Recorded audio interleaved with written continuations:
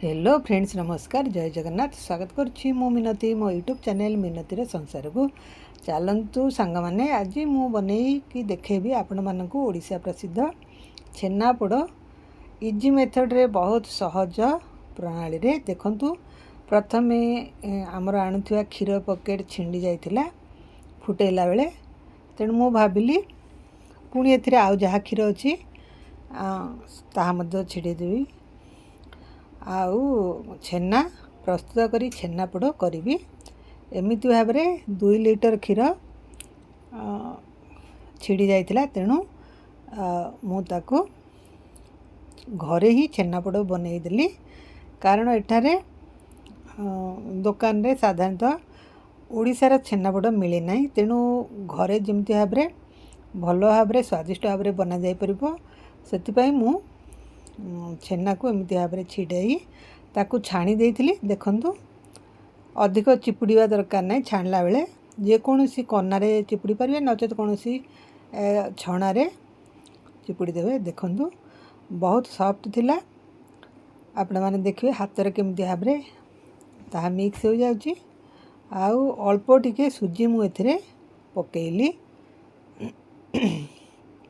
आ ताकू भल भाव हाथ रे ही आमे ताकू मिक्स करदबा।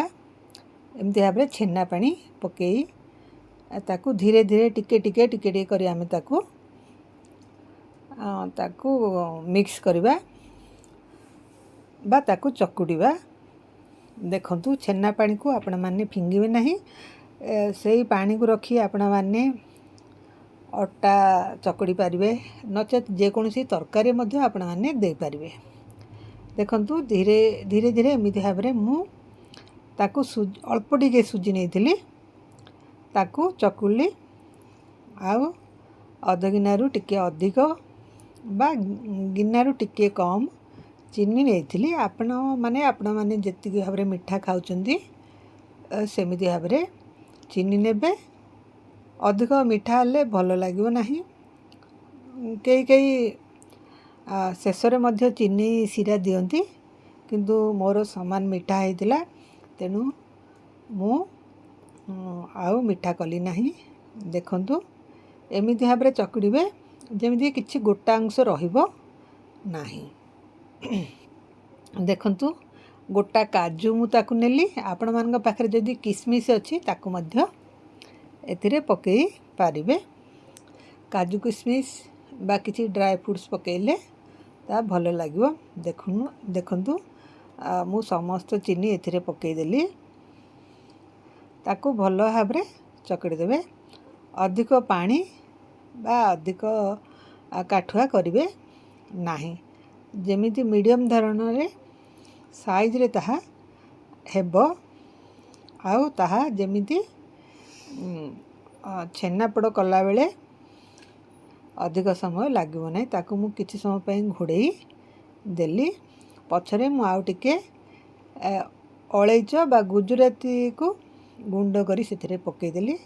एथिरे तार फ्लेवर आसे, भल लागे मध्य। जेकोसी मिठा जिनस रे आमे गुजराती अलैच पकेले ताहा भल लागे। पुणी ताकू मु आउ थरे घांटी देली। देखंतु पुणी ताकू किछि समय पई घोड़ेकी रखीदेवी। आपण मन पाखरे आ जदि किछि ड्राई फ्रूट्स थिबो पकेले चलिबो, न पकेले मध्य चलिबो। देखंतु मु तळे पानी आउ गिनारे पानी देई चेष्टा करिथिली छेनापोड़ हेबो बोली, किंतु पछरे हेला नाही। तेणु मु ताकू अलगा लूण रे करिथिली। आपण माने आगो को देखंतु टिके घियो आमे एथिरे पकेई देबा। घियो पकेई देले सेथिरे छेनापोड़ रे भल घियर बास्ना आसे। एबे घियो पकेली, पुणी आउरी घियो बनेला बेले से जो बर्तन ने सेथिरे मध्य घियो लगाइबी। आउरी पछकु मध्य ऊपरे मध्य घियो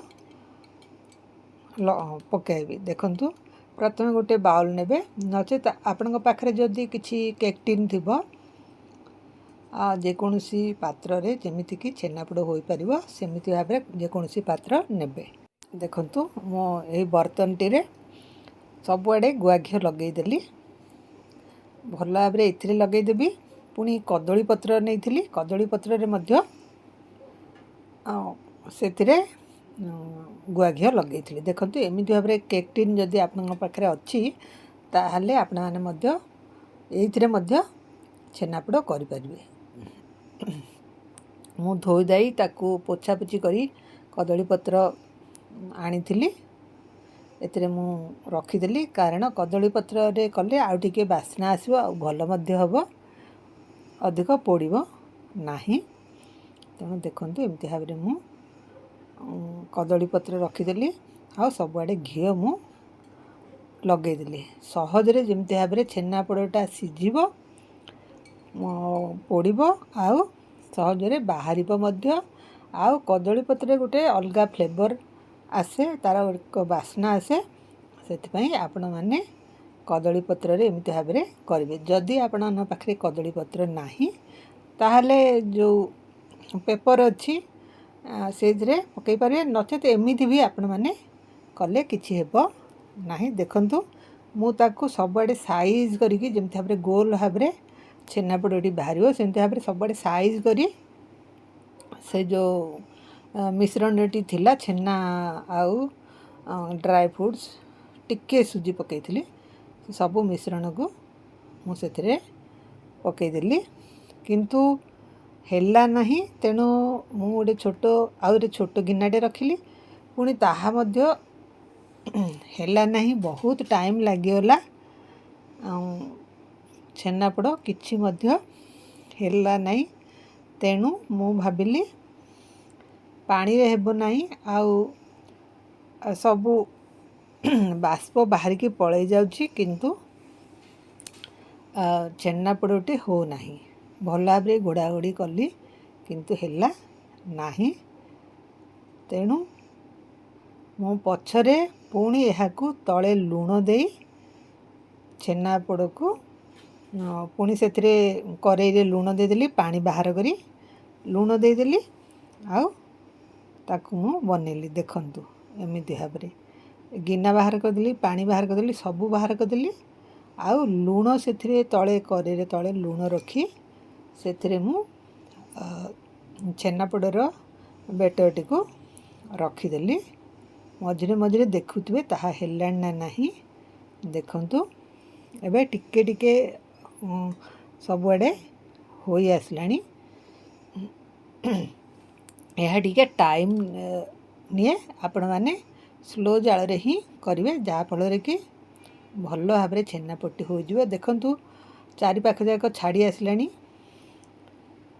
ଆହୁରି ଟିକେ ସମୟ ହେବ। ତେଣୁ ମୁଁ ଏଥିରେ ଉପରେ ଆଉ ଟିକେ ଘିଅ ଲଗେଇ ଦେଲି, କାରଣ ଗୁଆ ଘିଅରେ ଆହୁରି ସୁନ୍ଦର ସ୍ୱାଦିଷ୍ଟ ଆଉ ଭଲ ଲାଗିବ ମଧ୍ୟ, ଭଲ ବାସ୍ନା ମଧ୍ୟ ଆସିବ। ପୁଣି ଘୋଡ଼େଇ ଦେଲି ଆଉ କିଛି ସମୟ ପାଇଁ ଭଲ ଭାବରେ ଛେନାପୋଡ଼ଟି ପୋଡ଼ିବା ପାଇଁ। ଦେଖନ୍ତୁ ଏବେ ବନିଗଲାଣି ଆମର ଛେନାପୋଡ଼। ଚାକୁ ଆଣି ଆମେ ଦେଖିବା ତାହା ହେଲାଣି ନା ନାହିଁ। କିନ୍ତୁ ମୁଁ ଟେଷ୍ଟ କରିଥିଲି, ଦେଖିକି ଟିକିଏ ଲାଗିଯାଉଥିଲା, ତେଣୁ ମୁଁ ଆଉ ଟିକିଏ ସମୟ ପାଇଁ ତାକୁ ବନେଇଦେଲି। ମୋତେ 1 ଘଣ୍ଟା ଲାଗିଯାଇଥିଲା, କାହିଁକିନା ମୁଁ ପ୍ରଥମେ ପାଣିରେ କରିଥିଲି, ହେଲାନି, ପୁଣି ଆଉ ଥରେ ଲୁଣ ପକାଇକି କଲି, ତେଣୁ ଟିକେ ଟାଇମ୍ ଲାଗିଗଲା।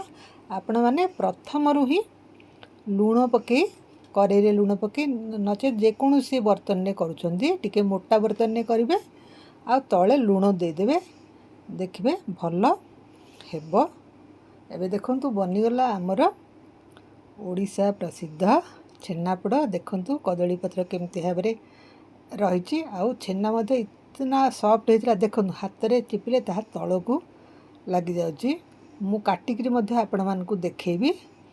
ଆଉ ବିଶ୍ୱାସ କରନ୍ତୁ, ଏତେ ସଫ୍ଟ ହେଇଥିଲା ଆଉ ଏତେ ସ୍ୱାଦିଷ୍ଟ ହେଇଥିଲା। ଆପଣମାନେ ନିଜେ ଘରେ ତିଆରି କଲେ ହିଁ ଜାଣିପାରିବେ। ଦୋକାନର ଛେନାପୋଡ଼ଠୁ ଯଥେଷ୍ଟ ସ୍ୱାଦିଷ୍ଟ ଆଉ ଭଲ ସଫ୍ଟ କୋମଳ ଏହି ଛେନାପୋଡ଼। କାହିଁକି ଆପଣମାନେ ଏହାକୁ ଘରେ ନ କରିବେ? ତେଣୁ ଛେନାପୋଡ଼କୁ ନିଜେ ବନାନ୍ତୁ, ନିଜେ ଖାଆନ୍ତୁ, ସମସ୍ତଙ୍କୁ ଖୁଆନ୍ତୁ। ଭଲ ଲାଗିଲେ ଲାଇକ୍, ସେୟାର ଆଉ ସବସ୍କ୍ରାଇବ୍ କରିବାକୁ ଭୁଲିବେ ନାହିଁ। ଆପଣମାନେ କମେଣ୍ଟ କଲେ ମୋତେ ଭଲ ଲାଗିବ। ନୂଆ ହୋଇଥିଲେ ନିଶ୍ଚିତ ଭାବରେ ଆପଣମାନେ ସବସ୍କ୍ରାଇବ୍ କରିଦେବେ। ରହିଲି, ବାଏ, ଜୟ ଜଗନ୍ନାଥ ଏଣ୍ଡ ଟେକ୍ କେୟାର।